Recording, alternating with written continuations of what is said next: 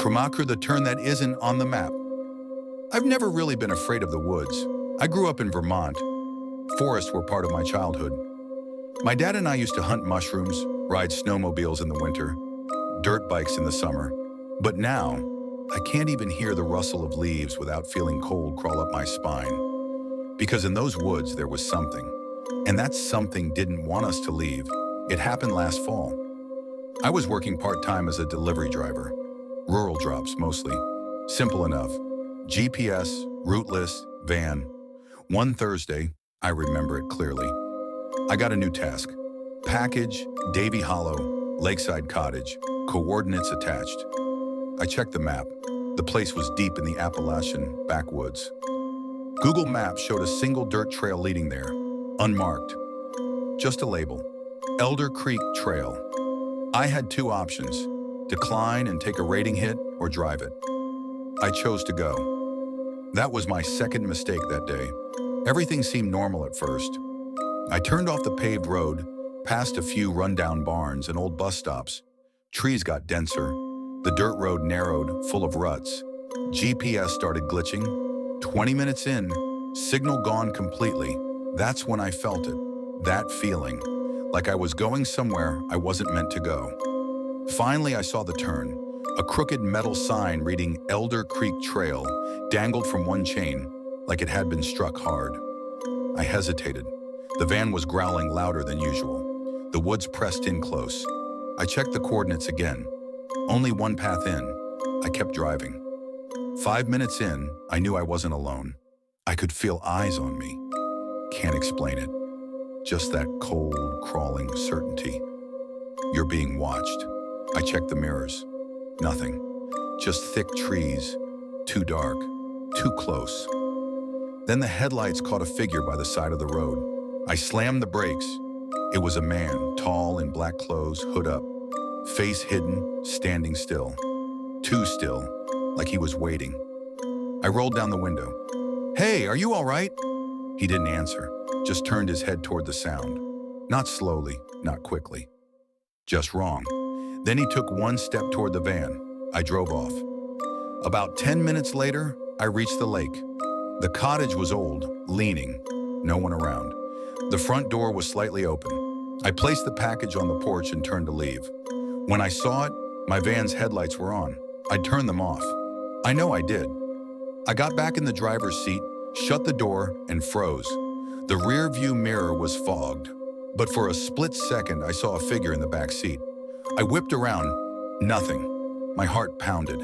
I'm not schizophrenic. I don't drink. No meds. But in that moment, I knew it didn't want me to leave. I turned around and drove back, but the road had changed. Let me say that again. The road had changed. The trees were even thicker now. No GPS. The sign I passed earlier? Gone. Instead, I came to a stump with a doll hanging from it. Torn, filthy, eyeless.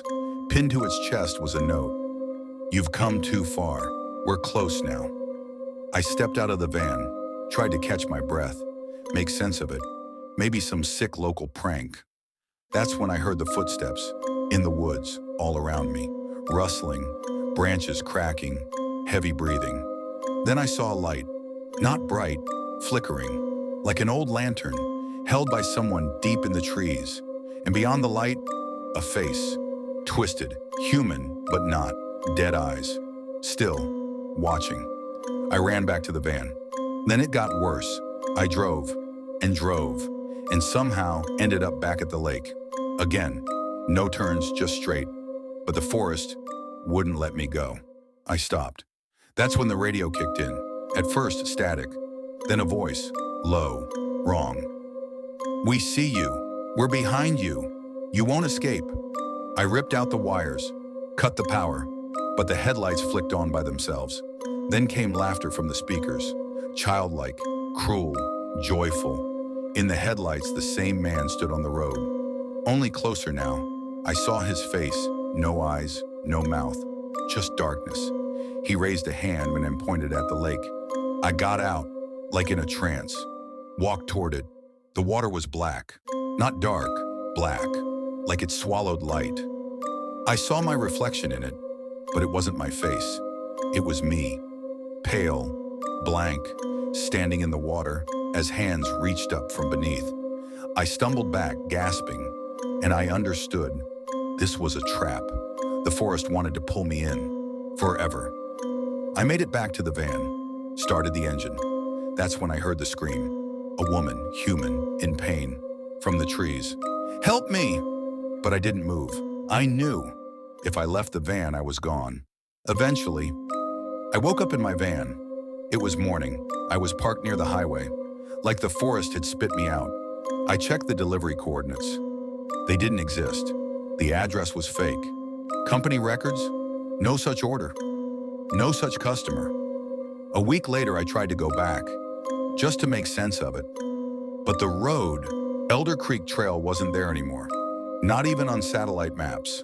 I'm not telling this to get sympathy. I just want people to know, not all forests are the same. Some places, you don't just lose your way, you lose yourself.